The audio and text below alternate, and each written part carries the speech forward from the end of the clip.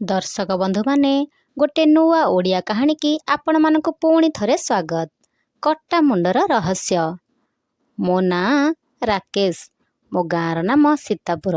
सेठारे मु एवं मो परिवार लोक माने रहुथिलु। आम परिवार रे सबुठारु गुरुजन व्यक्ति होछंती मो जेजेबापा। एवं मु मो परिवार विषय रे कहि रखुची आम परिवार गाँर सबुठारु बड़ परिवार। आम परिवार रे जेजेबापा, जेजेमा, बापा, माँ, दादा, खुड़ी आउ आमे सबु भाई भौणी माने मिलिमिशि रहिथिलु। मो जेजेबापांक पूर्व पुरुष माने जमीदार थिले, तेणु आग कालर जमीदार माने गाँव रे मुखियार दायित्व रे रुहंती। एबे भी आम गाँव रे मो जेजेबापा मुखिया अछंती। दिने मो स्कूल तरफरु पिकनिक पाई आमे बाहरिलु पाख जंगल को। स्कूल ठू जंगलर दूरता हेउची 12 किलोमीटर। आमे समस्ते स्कूल बस रे जंगल को बुलिबा पाई गलु। आमे माने दिही पहर समय से जगार पहुँची गलु।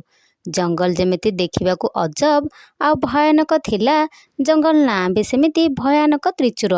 आमे सेठी पहुँचला परे आमको गोटे खेल खेलिबा को दिया गला, जहार ना हेउची ट्रेजर हंट।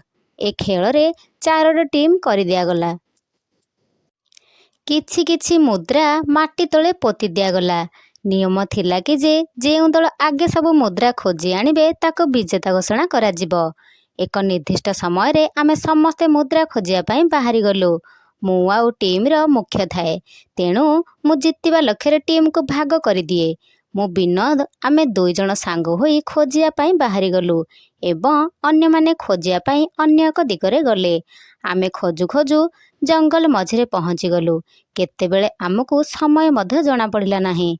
मते भारी भय लागुथिला, कारण जंगल रे धीरे धीरे संध्या होई आसुथिला।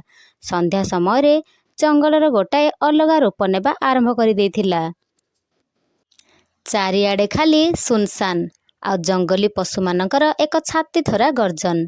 से जगारे एक भयानक वातावरण सृष्टि करुथिला, किंतु विनोद थिला बोली भय टिके कम लागुथिला। आमे तुरंत मुद्रा खोजिबारे लागी पड़िलु। हठात माटी खोलु खोलु मो हाथ बाजी किछि गोटे खसी पड़िला। मु डरी गली आ विनोद को कहिली।